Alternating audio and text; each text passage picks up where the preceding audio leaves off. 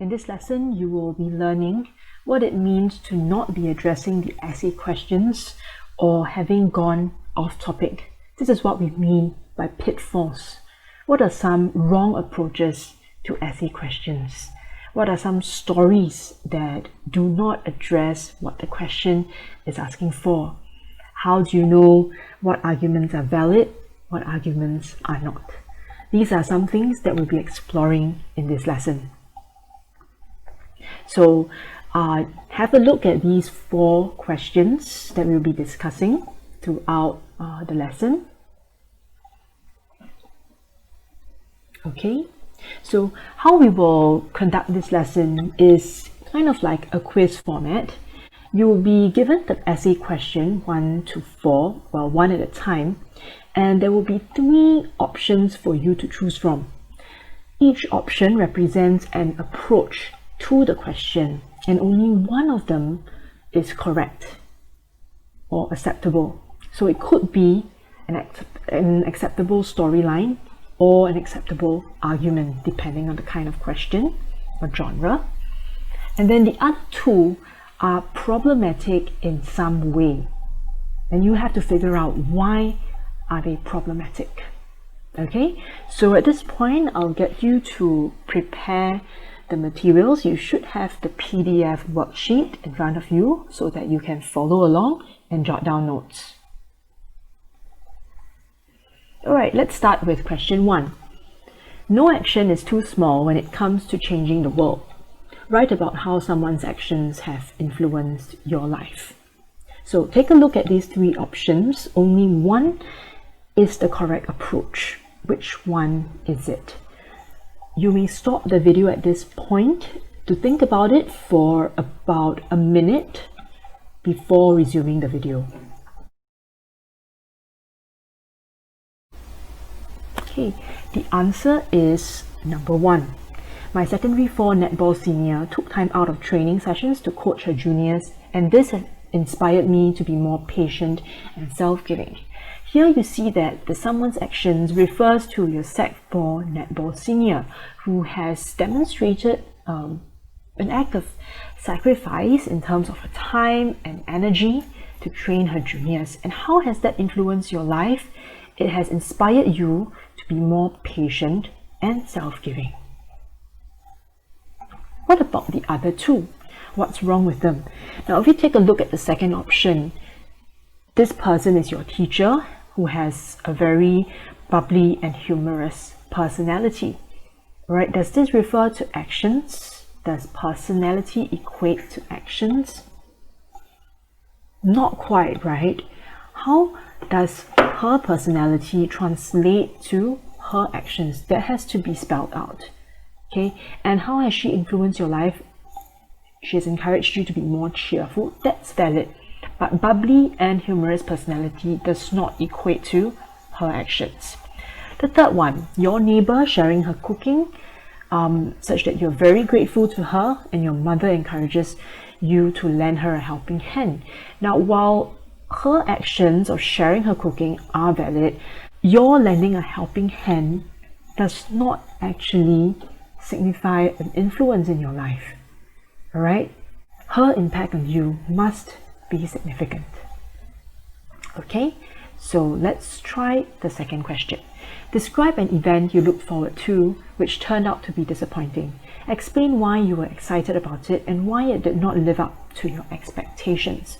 So here there are 2 parts to the question. It's what we know as a hybrid question.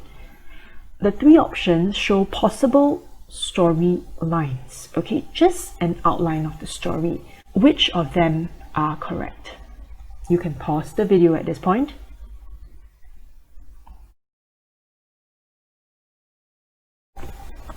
The answer is the second option.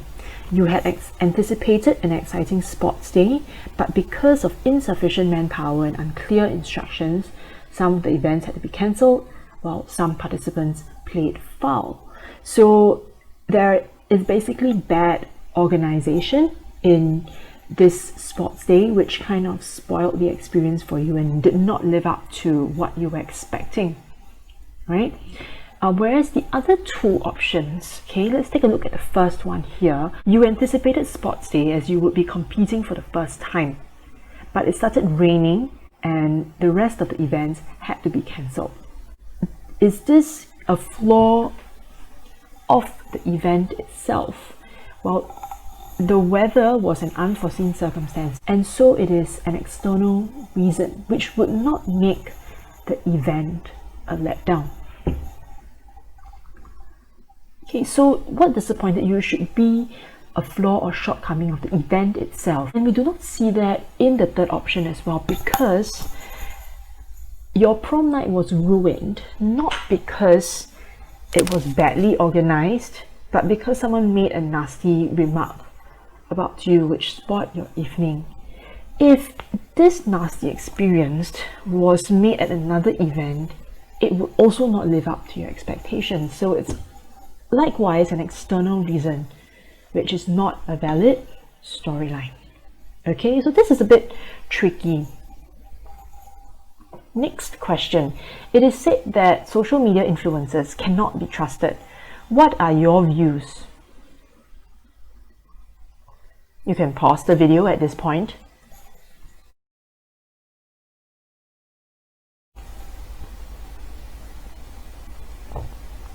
Right, the answer is the second option, mainly because of the word misleading. Okay, when someone misleads you or gives you the wrong impression, then they might be deemed as not trustworthy.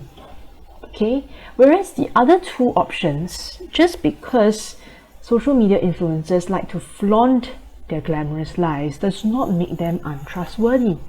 Alright, if they give you a distorted view of their lives to mislead you, then yes, it would be valid. The same can be said about the third option. If they do anything to attract followers, what is the anything? It's very vague.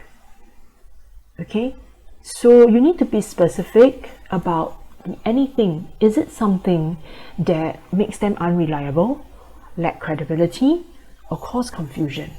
Alright, you need to spell that out clearly in order to be addressing the question about how they are not trustworthy. Alright, final question. Are smartphones useful for work or are they a distraction? You can pause the video at this point.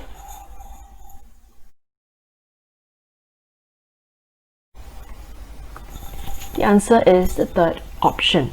Smartphones are useful for school work, so it explicitly addresses the question about usefulness in relation to work, as it enables us to connect with our classmates and teachers efficiently. So this is in the context of school, whereas the other two, they do agree that smartphones are useful, but helping you keep in touch with your friends is not a usefulness in relation to work, right? It's about maintaining relationships. Okay, whereas the second one, it says increase our productivity, but what actually shortchanges the argument, right, is the second part, where it says though may distract us at times. It weakens your argument. So make one point and make it strong. We have come to the end of our lesson, and I hope this has been useful in highlighting to you what are some of the seemingly right but actually wrong approaches to essay questions. I hope that when you plan your essay, you'll be able to catch yourself before making these mistakes and not fall prey to them.